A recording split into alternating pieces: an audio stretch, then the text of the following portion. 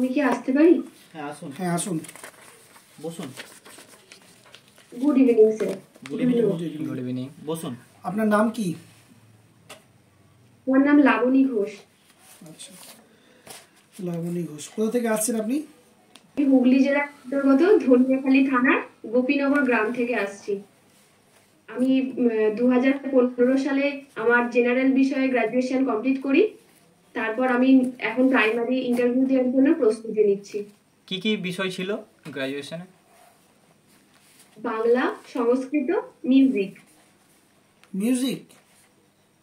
হ্যাঁ sir. Music practically করা হয় না শুধু পড়া হয়েছে? না স্যার, প্র্যাকটিক্যালি করা। ক্লাস 5-এ আপনি কোন গানগুলো পাবেন পাঠ্য বইয়ে? পাঠ্য বই আমরা কোথাও আমার হারিয়ে যাওয়া ঠিকানা এই গানটা পাবো। ওটা আপনি 4 লাইন আমাদেরকে গেয়ে শোনান দেখি। স্যার, ওটা থেকে আমি একটা মিউজিকের ওরে গৃহবাসী, ওটাকে আমি শোনাতে পারি? হ্যাঁ শুনান। ওরে গৃহবাসী খোলদার খোল, লাগলো যে দোল, তলে জলে বনতলে লাগলো যে দোল, দ্বার খোল।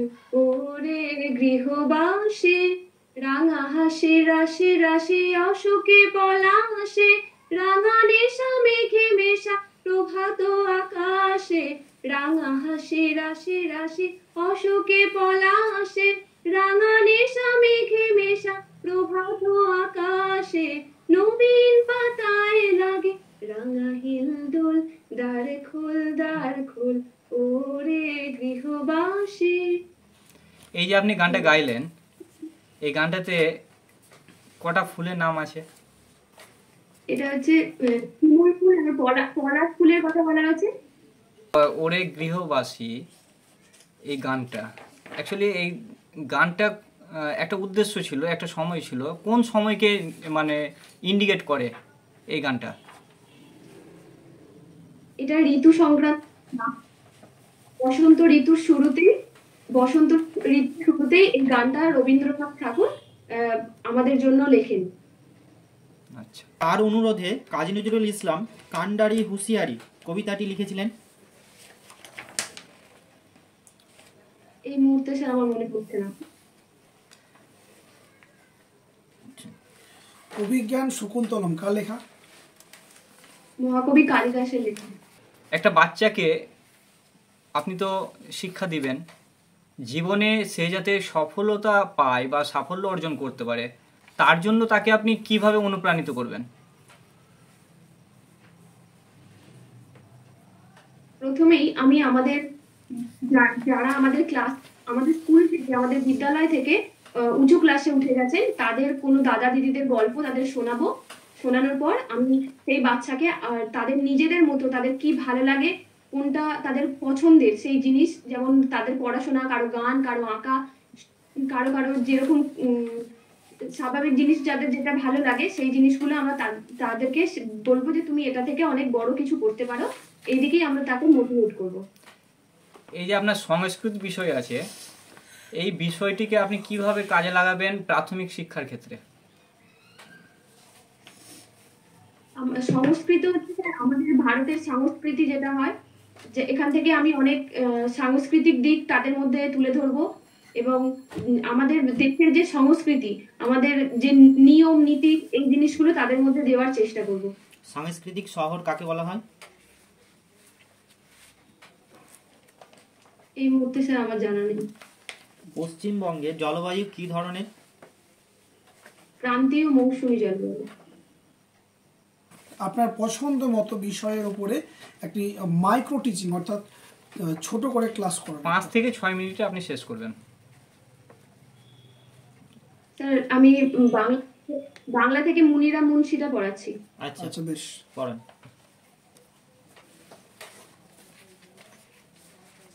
ছাত্র হিসেবে ধরে নিতে পারি? হ্যাঁ, ঠিক আছে, ধন্যবাদ। গুড মর্নিং, আশা করি সকলেই ভালো আছো। হ্যাঁ ম্যাম ভালো আছি, আপনি কেমন আছেন? আমিও ভালো আছি। আচ্ছা, আমরা প্রতিদিন ছড়া, গল্প, গান সবসময় শিখি তো? হ্যাঁ আজকে এরকম আজকে আমরা এরকমই একটা ছড়া শিখবো।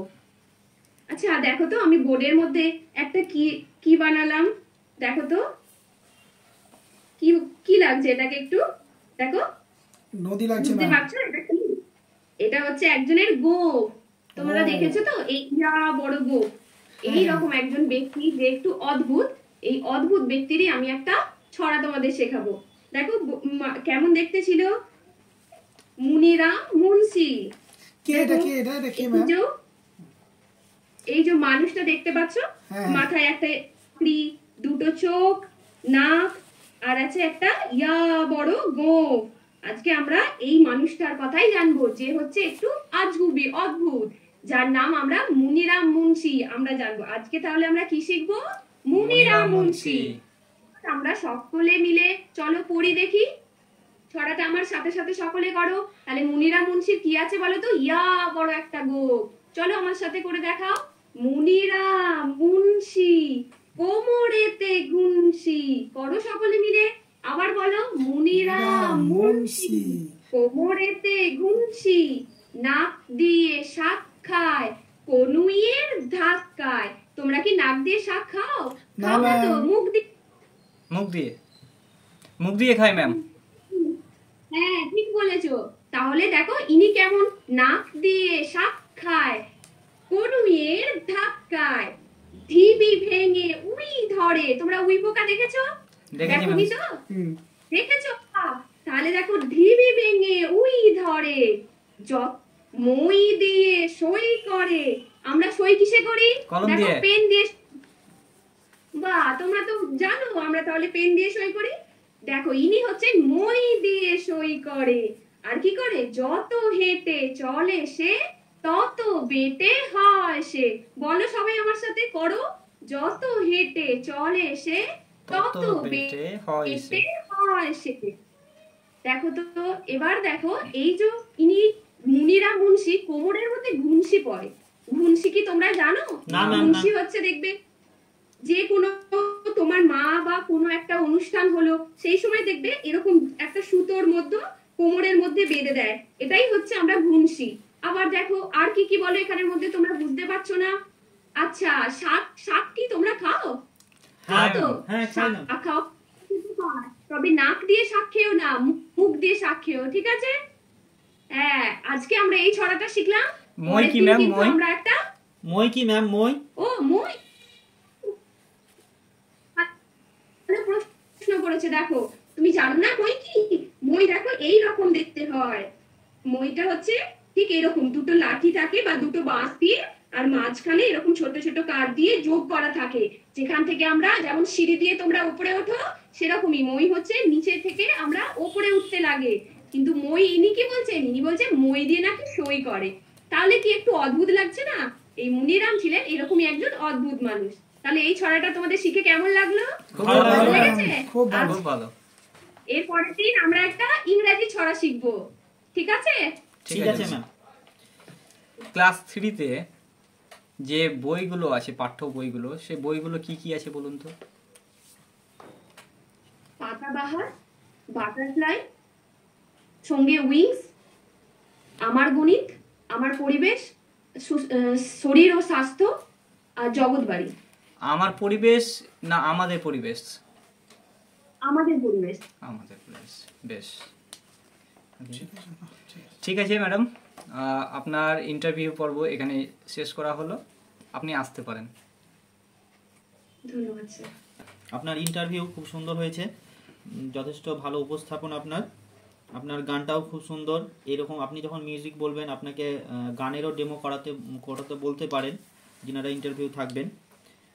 আপনার আই কন্ট্যাক্টও মোটামুটি ভালোই ছিল। আপনি ঠিকঠাকই মোটামুটি ইন্টারভিউটা করেছেন। আপনাকে যে প্রশ্নগুলো ধরা হয়েছিল, একটা ছোট হারের নাম আপনি ইস্টে ফিস এরকম করছিলেন, যদি জানেন বলে দিবেন, না জানলে বলবেন না। ওভারঅল আপনার ইন্টারভিউ ভালো হয়েছে, আমার তরফ থেকে আপনার জন্য শুভকামনা রইল। ধন্যবাদ। বাকি স্যারেরা বলছেন। স্যার। আচ্ছা, আপনার কণ্ঠস্বর খুবই ভালো, যেমন গান করেন আপনি। আর সব থেকে বড় ব্যাপার হলো ছাত্রছাত্রীরা আপনি যখন গান করবেন বা কথা বলবেন আপনার কণ্ঠস্বরে ওরা কিন্তু আকৃষ্ট হবে, এটা আপনার খুব ভালো দিক। মানে ছেলে মেয়েদেরকে অনেক সময় আমাদের ক্যাপচার করতে সমস্যা হয় বা কথা শুনে না, এদিক ওদিক চলে যায়, সেটা আপনি পজিটিভ একটা দিক পাবেন আপনার। হাসি মুখে ক্লাস করাচ্ছিলেন, খুব ভালো লাগলো। আই কন্ট্যাক্ট তো স্যার বললেন যে খুবই ভালো। আপনার যে বাচন ভঙ্গি, বাচ্চাদের সঙ্গে যে ইন্টারাকশন, সেই আদান প্রদান সেটা খুব ভালো। আর উচ্চারণগুলো সবগুলোই ভালো হয়েছে। তথ্যগত দিক থেকে আপনি একটু মজবুত হন, আপনার ডেমোও খুব সুন্দর আছে, আর বাংলার দিকটা অসাধারণ, খুব সুন্দর। শুধু কিছু আপনি একটু পড়াশোনার সঙ্গে যুক্ত থাকুন যাতে সমস্ত বিষয়ের উত্তরগুলো করা যায়। আগামী দিনে শুভকামনা রইল, ধন্যবাদ আমার পক্ষ থেকে।